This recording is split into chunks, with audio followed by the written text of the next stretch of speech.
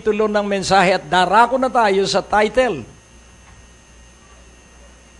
Poor in rich. Poor in rich.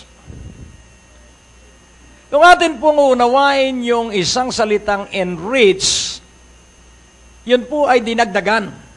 Kung baga sa isang loaf of bread, enriched with, meron pong mga nutrients na idinaragdag. O vitamins. At kung unawain po natin, yun pong enrich sa isa ring salita na nagdadagdag ng pagpapala, ng biyaya. Nais kung inyong maunawa ang mabuti, kung ano ang kahalagahan ng nalalaman mo ang salita ng Diyos ayon sa salita ng Diyos. Divide the word in truths. Kung ating isasalin sa literal na Tagalog, hatiin mo ang salita batay sa katotohanan. Nang ibig sabihin, unawain mo ang salita sang-ayon sa katotohanan. Unawain po natin ang tatlong mahalagang katotohanan. Ang Diyos ay Espiritu, ikaw ay Espiritu, at si Satanas ay Espiritu. Ang Diyos ay walang katawan, si Satanas ay walang katawan, pero tayo ay may katawan. Tingnan mo nga yung katabi mo kung may katawan. Meron, purihin ang Panginoon. So, ibig sabihin, yung espiritu ng tao ay nasa katawan. Kaya nga kung ating unawain, yung espiritu mo ay kailangang katulad ng espiritu ng Diyos, hindi ng espiritu ni Satanas. Ngayon, atin pong unawaing mabuti, sino kaya ang katulad ng iyong espiritu? Ang Diyos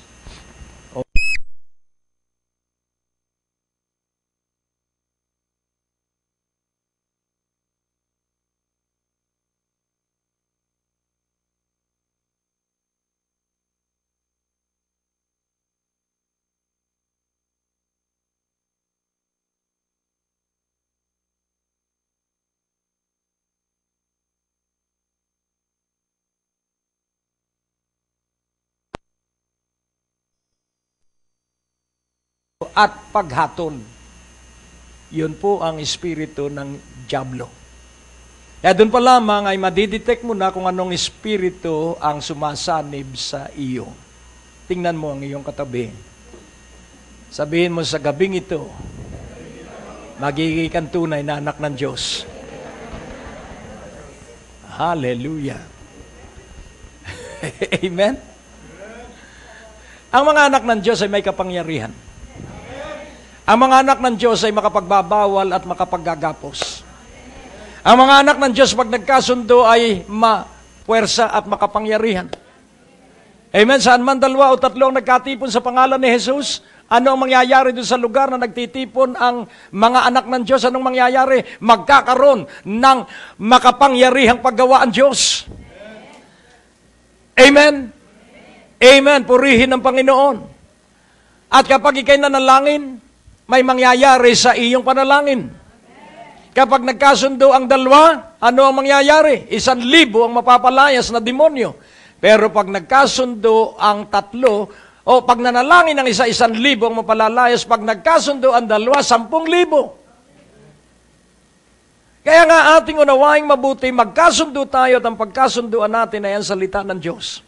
At magsanay ka sa buhay. Ito, sasabihin ko po sa inyo, God's plan, God's will, God's perspective, and God's viewpoint. Kailangan laging titingnan mo sang-ayon sa isipan ng Diyos ang bawat bagay.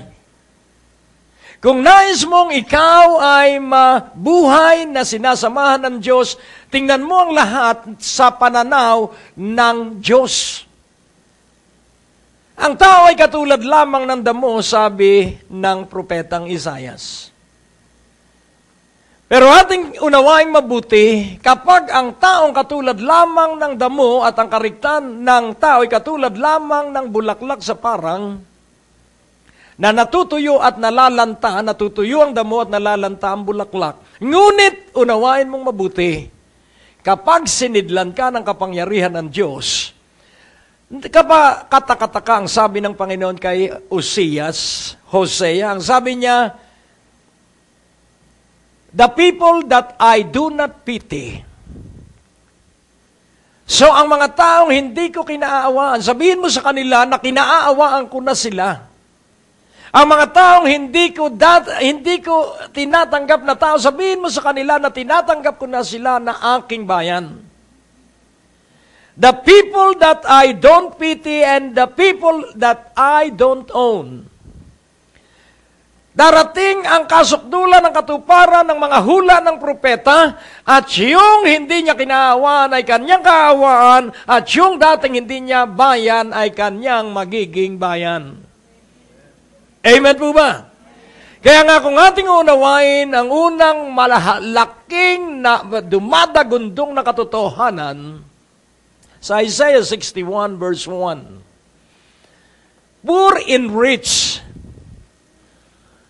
Unawain po nating mabuti. The Spirit of the Lord God is upon me, because the Lord hath anointed me to preach good tidings unto the meek, unto the poor. He hath sent me to bind up the brokenhearted, to proclaim liberty to the captives and the opening of the prison to them that are bound. Atin pong pansinin, the Lord hath anointed me. Ano po ang ibig sabihin ng anointed me? Kailangan maunawaan mo po ito sapagkat dito nakasalalay ang iyong pagtatagumpay at ang iyong pagsira sa mga kuta ng dyablo. Ang unang tingnan natin ay, what is the anointing? Silipin natin ang 1 John 2:20. Tingnan po natin ang salitang unction at ang anointing. Babalikan po natin yan. But you have an unction from the Holy One and you know all things. Yun pong word na unction ay pagpapahid ng kapangyarihan. Yun po ang unction. Pero yung anointing po ay pagsisilid ng kapangyarihan. Amen po ba? Amen po ba? Iba po yung pagpapahid at iba po yung pagsisilid. Magkaibang bagay po yun. Yung pahid ay sa labas at yung pagsisilid ay sa loob. Kaya inward out, ikaw ay makapangyarihan. Amen? Amen. At paano ka magiging kapangyarihan? Makapangyarihan. How shall you receive the anointing? How shall you receive the unction and the anointing? But you have an unction from the Holy One. Laging tandaan mo, hindi mo yon ginawa. Hindi ka lalakad ng paluhod. Hindi ka mag-aayuno. Hindi ka mananalangin. Tatanggapin mo lang. You have an unction. Yung iba'y hirap na hirap sa kanilang pananampalataya sapagkat sila'y nakikipagbunong braso pa sa Diyos. At ang Diyos ay natatawa. Anointing is to be received because that is a gift. Amen? Gagaling ka anuman ang sakit at karamdaman. Because of the unction. But you have an unction from the Holy One and you know all things. Pinahirang ka ng kapangyarihan kaya malalaman mo ang lahat ng mga bagay. Malalaman mo ang layunin ng bawat nangyayari. Amen po ba? Kaya hindi ka ma-stress, hindi ka madidepress. Why? Dahil alam mo ang magiging resulta ng iyong kinakaharap na mahiwagang bagay na hindi mo maalaman kung bakit. You will grow with deeper insight about all things. You have an unction from the Holy One, and you know all things. You know all things. Yun pong word na no ay hindi basta iyong alam. Yung no po ay merong mas malalim na kahulugan. Through the days, the weeks, the years, Yun pong no ay resulta ng lahat ng ating mga dinaanang pagsubok, lahat ng dinaanan nating mga sakit, lahat ng dinaanan nating mga karamdaman at kabiguan, yun pong no ay galing doon sa mga dinaanan nating yon. Kaya hindi tayo matitinag sapagkat alam natin na tayo ay sinasamahan ng Diyos. Alam ko po na sinasamahan ako ng Diyos. Sa 2:27, verse 27 naman, anointing. But the anointing which you have received, hindi mo po trinabaho ito. Huwag mong tatrabahuhin ang mga bagay na ibinigay. Do not work for the gift. Just receive it. Plain and simple. Receive it. You have the anointing. And what is the anointing? But the anointing which you have received of Him abideth in you, and ye need not that any man teach you. Why? Because of the unction in verse 20. And you need not that any man teach you, but as the same anointing teacheth you of all things, and is truth, and is no lie, and even as it hath taught you, you shall abide in Him. Yun po ang pinakalayunin ng anointing, that you shall abide with Him. If you abide in me, says Jesus, and my words abide in you, you can ask anything you wish. And Jesus will personally perform it. Because God will perform His word. Hindi niya tatalikdan ang kanyang salita at hindi niya tatalikdan ang kanyang pangako. Gagawin niya yan. The anointing. Sa Isaiah 10:27, this is another mighty use of the anointing. And it shall come to pass in that day that his burden shall be taken away from off thy shoulder, and his yoke from off thy neck, and the yoke shall be destroyed because the yoke shall be destroyed because of the anointing. What is the yoke? Pansinin po natin, the yoke is the burden that you carry on your shoulder.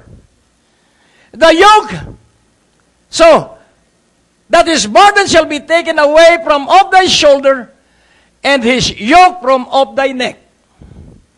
Yung kabigatan ay nasa balikat, at yung pamatok ay nasa liig. Kaya kung atin pong papansinin, maraming tao ang halos makuba na sa pakikipagsapalaran sa buhay. Why? My people are destroyed for lack of. But if you have the anointing, you will know all things. And the yoke shall be destroyed because of the anointing. Praise God. Ngayon natin pong unawaing mabuti. What is the anointing? Tingnan po natin sandali. At ating unawaing mabuti sa Jeremiah 31:34. At makikita po natin yung pagkakaisa ng salita ng Diyos sa iba't ibang aklat. Sa Jeremiah 31:34, and they shall teach no more every man his neighbor. Wag po ninyong ipagkakamali ito na hindi na kayo dadalo ng Bible study. Hindi po ito ang tinutukoy doon.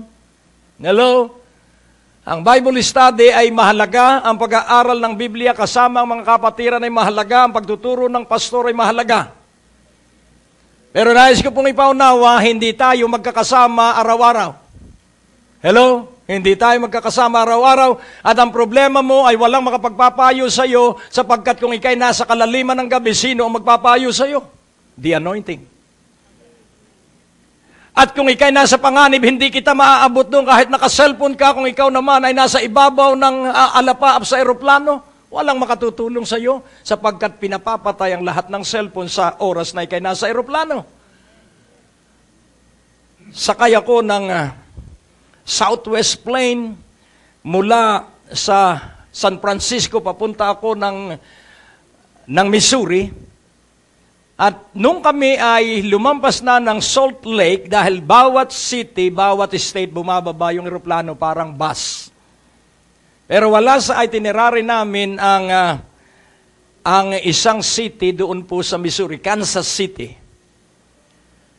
Pero biglang nagpanik yung mga stewardess sapagkat merong na-heart attack in flight. Kaya kailangan ibaba agad yun at ako'y nag-pray na. Nasa likuran ako dahil wala naman dong business class. Lahat ay classless po yung flight ng eroplano dahil parang ordinaryong bus po yun. Kaya nag-pray ako. At nung bumaba, meron palang doktora doon sa flight at nabigyan agad ng first aid. Pero ibinaba pa rin nung bumaba kami sa Kansas City.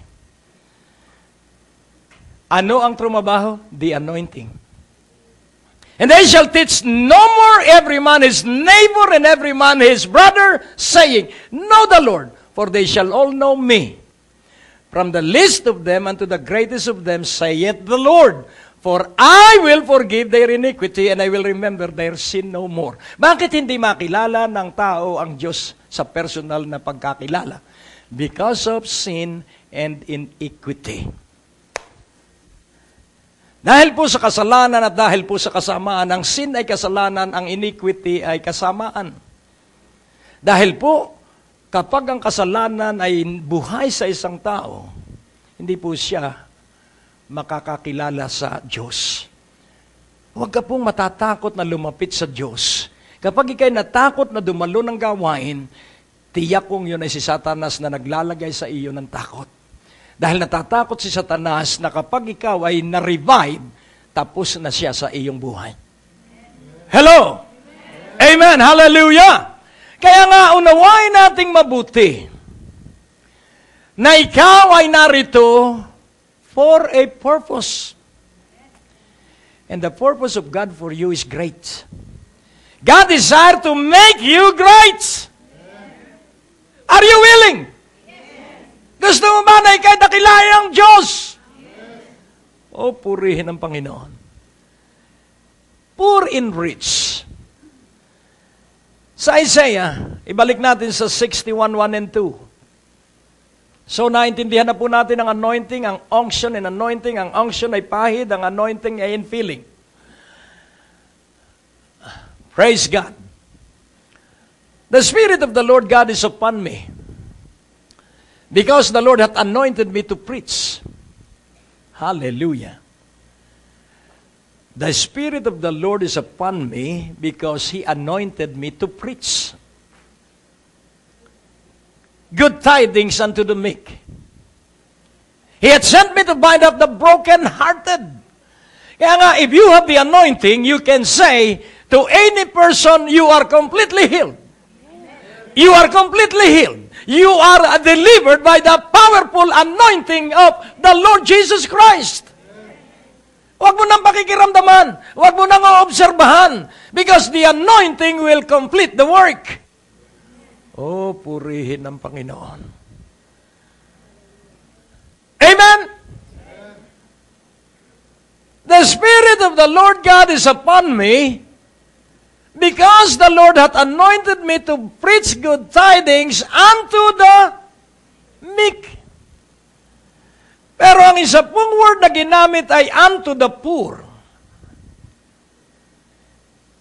Kung atin pong unawain din ano ang sabi sa pangunahing pagsasalita ng Panginoon sa sermon sa bundok, Blessed are the poor in spirit,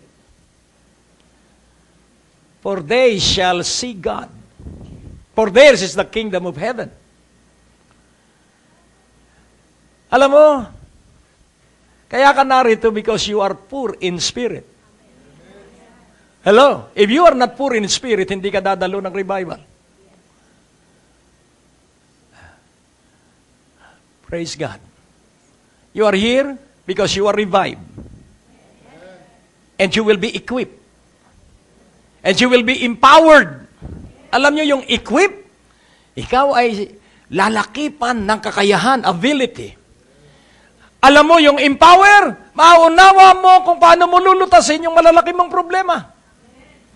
I will give you a key, secret. If you have one problem, think 100 times about at least 1,000 ideas about that single problem. Hello? It is tedious but worthwhile. Matrabaho po, pero iyo pong mapapakinabangan. Ang Diyos po ay Diyos na dakila. At hindi po siya pabago-bago ng isipan. Galit sa iyo ang dyablo dahil tulad ka ng Diyos. Galit sa iyo ang dyablo dahil siya galit sa Diyos dahil ang Diyos ay napakabuti sa iyo. Kaya pag-aawayin kayo pag minsan na mag-asawa o mag-ama o mag-ina. Kaya pag nag-aaway-away na kayo, ang ibig sabihin ng dyablo ay nakikialam sa inyong buhay sapagkat ang dyablo ay naiinggit na kayo ay magkakasundo. Ayaw niya ng magkakasundo. Kaya nga sabi ni Abraham, Lot, huwag na tayong mag-aaway, maghiwalay tayo, lahat ng gusto mo kunin mo at ang matiray akin. Avoid any trouble. Hello? Ibigay mo na lahat yung gusto nila. At pag hindi sila karapat, dapat yung ibinigay mo, babalik sa iyo ng doble. Amen po ba? Amen. Hallelujah. Ang Diyos po ay napakabuti. Nais kong sabihin sa inyo ngayong gabi na ang Diyos ay nagmimili ng mga taong payayamanin sapagkat yung mga pinayaman niya ay hindi ginagamit ang kayamanan sa kaluwalhatian niya. Kaya siya ngayon ay pumipili ng mga lalaki at babae na mapagkakatiwalaan niya ng bagong kayamanan para tustusan ang ebanghelyo ng Panginoon. 85% ng lahat ng mga printed US dollars unaccounted for, sabi ng isang pagsisiyasat. Saan kaya nakatago yon? At sino ang nagtatago? Ang dyablo! Para hindi magamit sa paghahayag ng mabuting balita. Kaya tonight, January 13 of 2012, ang Diyos ay humihirang ng mga lalaki at babaeng pagkakatiwalaan niya ng malaking kayamanan. Hallelujah! Mga lalaki at babae na walang minimiti kundi ang Diyos. Kaya nga ang sabi ko sa inyo kanina, magsanay ka sa viewpoint and perspective and will and plan of God. Siyasatin mo mabuti ang plano ng Diyos. Siyasatin mo mabuti ang kalooban ng Diyos. At siyasatin mo mabuti ang pangitain ng Diyos. Amen po ba? Amen. Glory.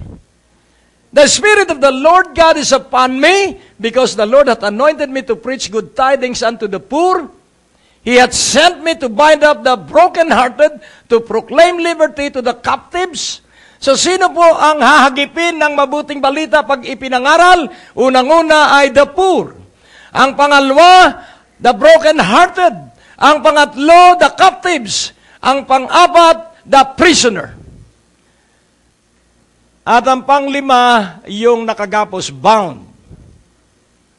So, kung mapapansin mo, one of the best device of Satan is to contain you. C-O-N-T-A-I-N. Ano po yung contain? Ito po ang contain. Kapag ikaw ay naglalakbay at walang nakaharang dun sa paligid, ikaw ay hahadlangan ng dyablo para hindi ka makalampas at babalik ka. This is containment of the devil. You have to destroy the containment of the devil and you will command that he will have to get off the walls in the name of Jesus. Nakukuha niyo po? Sasagasain mo yung kanyang mga paghadlang sa iyong buhay. Amen po ba? Sapagkat ikay ulo at hindi buntot. Amen? Ikay magpapautang, hindi ikaw ang mga ngutang. O, purihin ng Panginoon. Kailangan matapang ka na ngayon. 2012 na.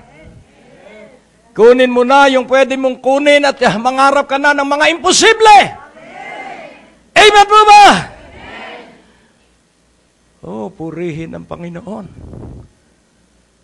Sino ang inaabot ng mabuting balita? To preach good tidings. To proclaim liberty. To preach. Proclaim. Ano po ang preach? To preach is to proclaim the truth, to reach the heart of the poor. Amen po ba? Good tidings. Good tidings, magagandang, mabubuting balita. Good na ay tidings ma. Ang tidings ay good news. Kaya pag good tidings, good news. Good news. Mabuting mga balita. At ano ang mabuting balita? Kung ikay may sakit, ikay pinagaling sa mga latay ni Hesus Kristo. That is good tidings. Kung wala kang pera, sumigaw kang ikay mayaman. Yung iba, dalawa kasi ang nature ng tao. Sensual nature at spiritual nature. Dalawa ang knowledge ng tao. Yung unang knowledge ng tao ay natural knowledge at ang isa ay spiritual knowledge. Pero kapag hindi mo pinagtibay ang spiritual knowledge, magtitilt ka ay sa natural knowledge. Kaya hindi masyadong makaunlad. At mapapansin mo, kapag ikay nasa natural knowledge, natatakot kang mawala ng pera. At ang isang taong natatakot na mawala ng pera, kahit may pera, mawawala ng pera. Dahil ang takot po ay katulad ng pananalig. Ang object lamang ng takot ay yung kanyang kinatatakutan. Samantalang ang pananalig, ang object ay ang Panginoong Hesukristo. Nakukuha niyo po? Kaya nga ating unawaing mabuti. To preach and to proclaim. Sa verse 2, ano po ang sabi dito? To proclaim the acceptable year of the Lord and the day of vengeance of our God, to comfort all that mourn. Isa-isahin po natin. Ikaw ba ay nahahapis kapag ikaw ay may pakiramdam sa iyong katawan? Natural. Huwag kang magkukunwari.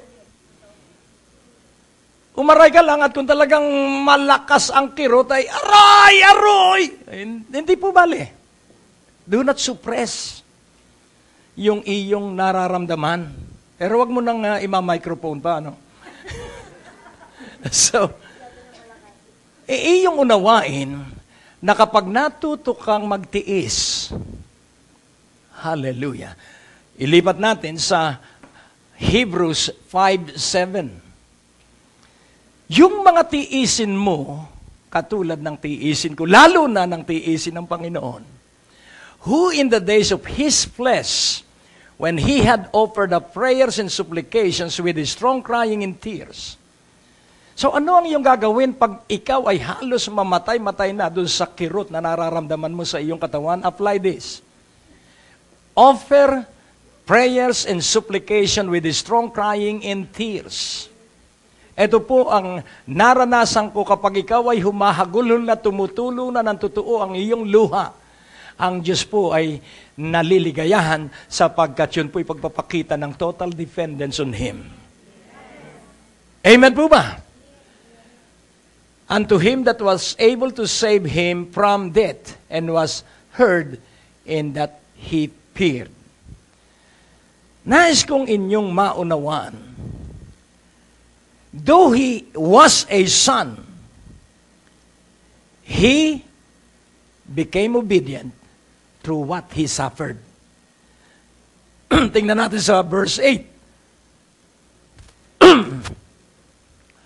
Though He were a son, anak po siya ng Diyos. Pero hindi po siya exempted sa kirot at hindi rin siya exempted sa pagsubok. At ano po ang layunin ng kirot at ng pagsubok? Obedience. Though He were a son, yet learned He obedience obedience by the things which He suffered.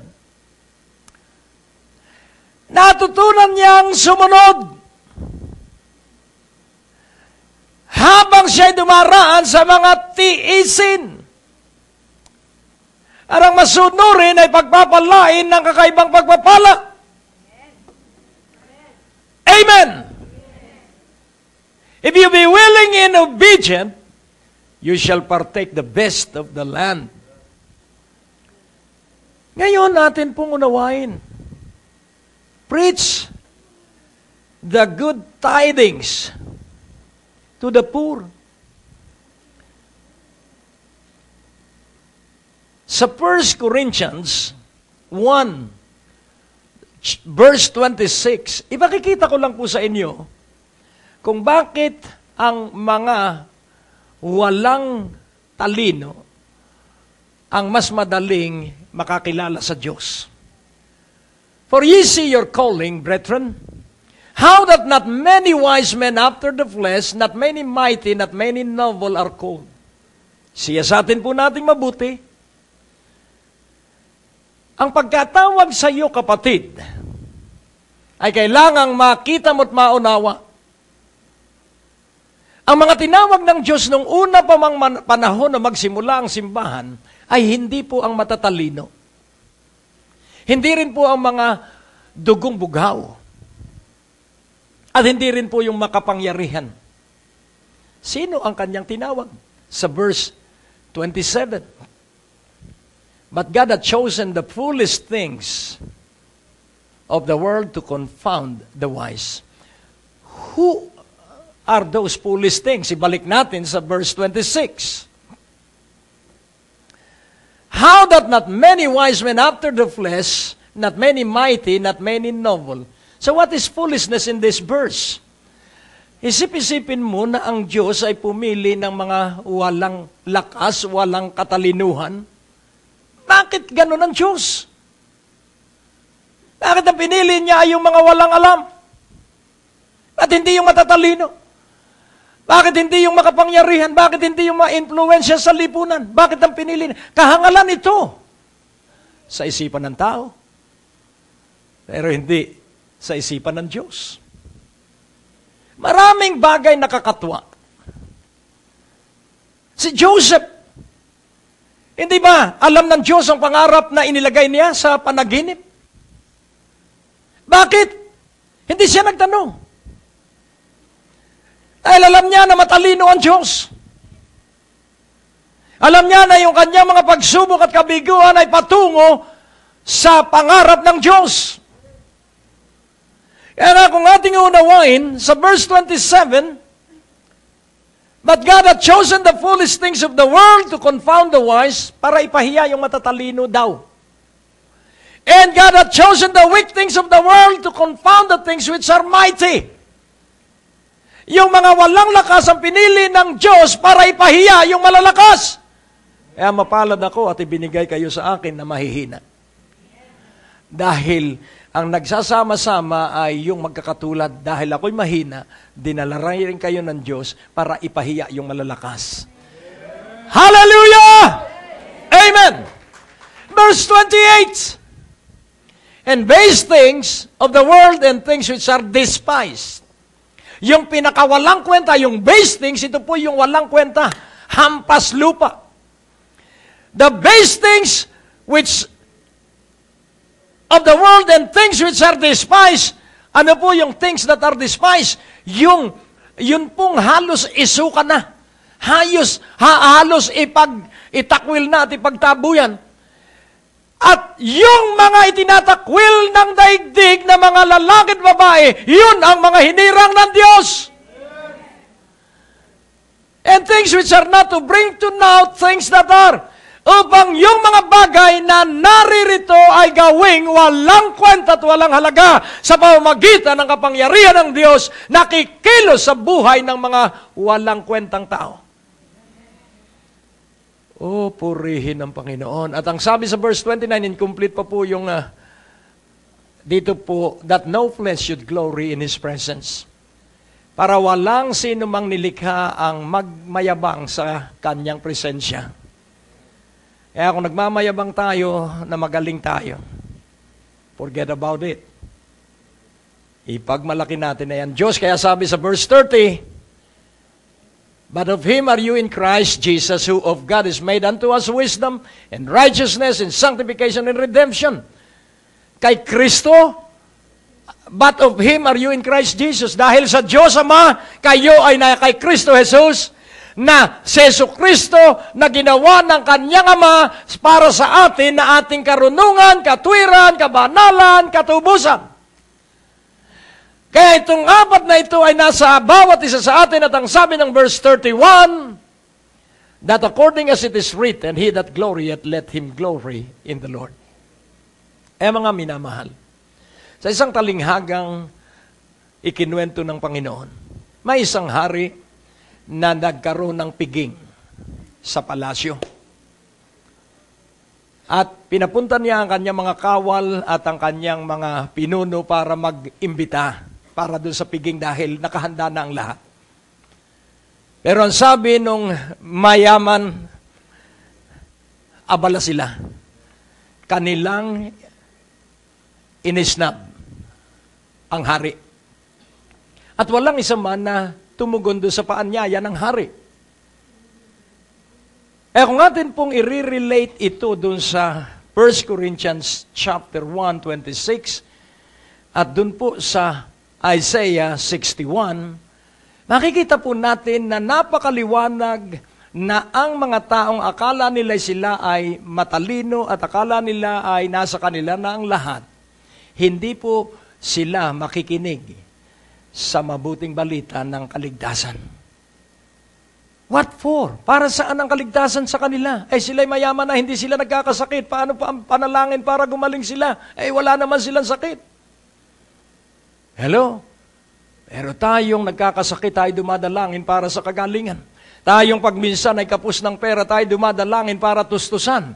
At doon sa ating mga karanasan na ang Diyos ay laging tumutustos, na ang Diyos ay laging nagpapagaling, tumitibay at tumatatag tayo hanggang lampasan na natin ang mga sakit, hanggang lampasan na natin ang kakapusan at magsisimula na tayo sa maliwanag na buhay na pinagpala, sa maliwanag na buhay na malakas at malusog ang pangangatawan. Laging tatandaan mo, magtatapos ang sakit.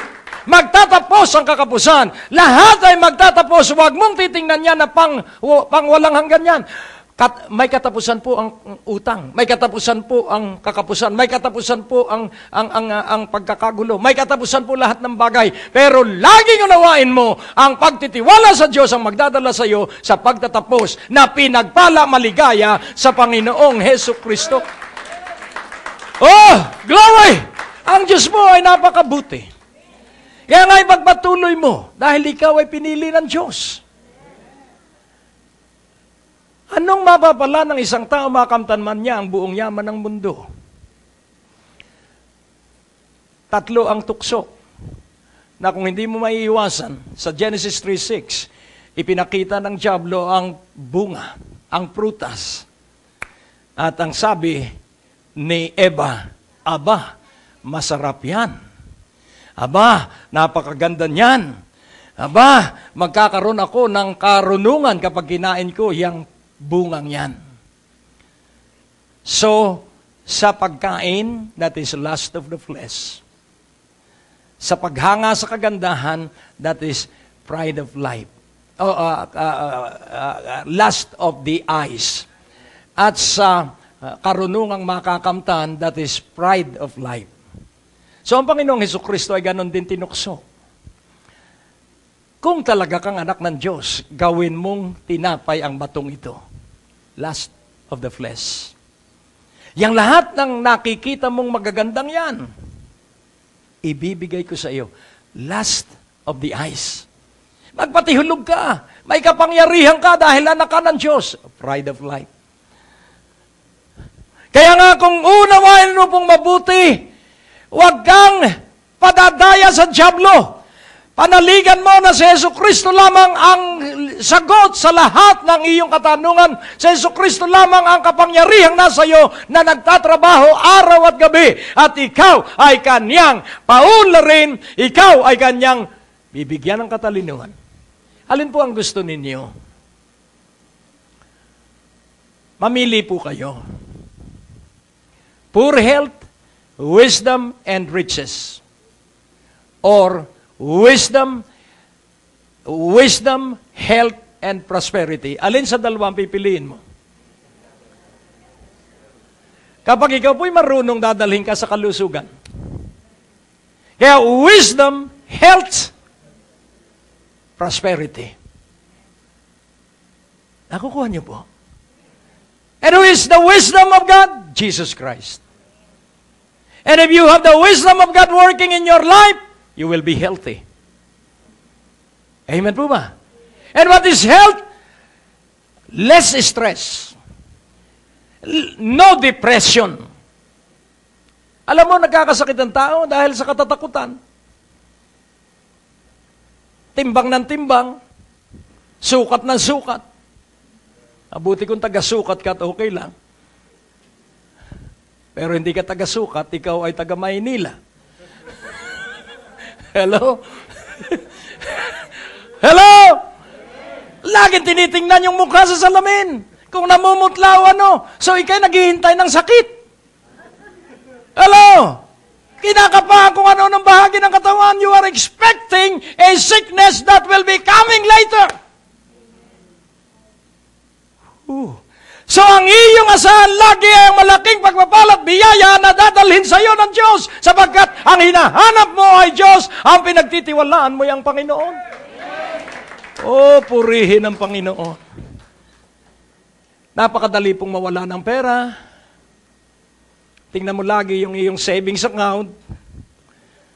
Dati 5 million, ngayon ay 4 million na lang, dadalawang taon pa. So titigan mo ng titigan yan at habang sinasamba mo yung million mo sa savings account mo, makikita mo na 1,000 na lang. Huwag nawa sanang mangyari. Hello? Kung ikay mabubuhay, sabi ng kawikaan, kung ikay mayaman, mabuhay kang parang wala kang yaman. Hello? Mas maganda nang makilala kang parang walang pera, pero napakarami mo palang pera at kilo-kilo ang lilibuhin mo. Hello? May kakilala ako. Tinanong siya, may pera ka pa ba? Meron pa pong 1 kilong lilibuhin. At ako, pag naaalaala ko yung kwentuhan ganon, ako'y natutuwa. Sapagkat ganon yung kanyang paniniwala na ang pagsasalita ng mabuti ay makapagdudulot ng mabuti dito. Alam mo, nagpapabigat dito. Dito. At kapag hindi tama ang iyong puso, sasakit ang iyong batok. I tell you, kapag sumasakit na dito, ang ibig sabihin, meron kang stress within your heart. At saan galing ang stress? Doon sa takot na baka ikay mamatay agad. Bakit mo katatakutan ang kamatayan? Ito, mag-usap nga tayong masinsinan. Hindi ka pa naman mamamatay. Naniniwala ka ba sa salita ng Diyos? Naniniwala ka ba sa Philippians 1:21, to live is Christ, to die is gain? Kaya kapag kinatakutan ng isang Kristiyano ang kamatayan, hindi niya naiintindihan yung Philippians 1:21. O kaya ay hindi nabubuhay siya kay Kristo habang siya ay nasa ibabaw ng lupa. Kung si Kristo ang nabubuhay sa iyo, hindi mo hihintayin ang kamatayan at hindi ka rin matatakot sa kamatayan dahil sa kamatayan nandun ang lahat ng mana. Hello? Doon magsisimula ang pagpapalit ng panibagong katawan mula sa nasisira, papalitan ng hindi nasisira. Pero wag muna ngayon. Amen, wag muna ngayon. Wag mo munang hangaray na mapalitan ang iyong katawan ng hindi nasisira. Hayaan mo munang ikay mabuhay sa ibabaw ng lupa at magsama-sama tayo sa mga revivals at magsama-sama tayo sa mga broadcasts. Amen? At magsama-sama tayo na maligaya sa Panginoon at naluluwalhati ang Panginoon. Eh, ang sabi ng awitin, makita ka nila sa buhay ko. Hangarin mo po yun. At para makita nila si Jesus sa ating buhay, ito po, be strong in the Lord and in the power of His might. And then, another truths. Believe the power of resurrection life. Ano po ba ang power of resurrection life? That Jesus Christ is in you. That is the power of His resurrection. Si Jesucristo po'y nasa iyo. At dahil siya nasa iyo, matututo ka sa lahat ng mga karunungan na iyong matututunan. Hindi ka po magiging katulad ng iba na hirap sa kanilang hanap buhay. I-enjoy mo po ang bawat araw sa iyong hanap buhay. You know why? Because Jesus is in you. Kaya sa kabuuan po, ang isang mahirap na nagtitiwala sa Diyos ay lalagpas sa kahirapan. Ang isang may sakit na nagtitiwala sa Diyos ay gagaling sa lahat ng uri ng sakit at karamdaman. Ang pamilyang magulo, kapag nagsimulang magtiwala sa Diyos, ay magkakaroon ng kapayapaan. Dahil sa Jesucristo ang prinsipe ng kapayapaan. Kaya kung tayo po ay magpapatuloy lamang na nagtitiwala at yun ang dapat, you will be enriched by the power of the Holy Ghost. The unction and the anointing, do not forget that. You have an unction, may pahid ka, and you have an anointing, may infilling ka. So inside out, ikaw ay invincible. Sa loob at sa panlabas, hindi ka pwedeng kapitan ng salot. Sa loob at labas, hindi ka pwedeng hawakan ng demonyo. Sa loob at labas, ikay higit pa sa mananagumpay sapagkat si Jesucristo ang nasa loob mo at ang kanyang salita ang nasa bibig mo.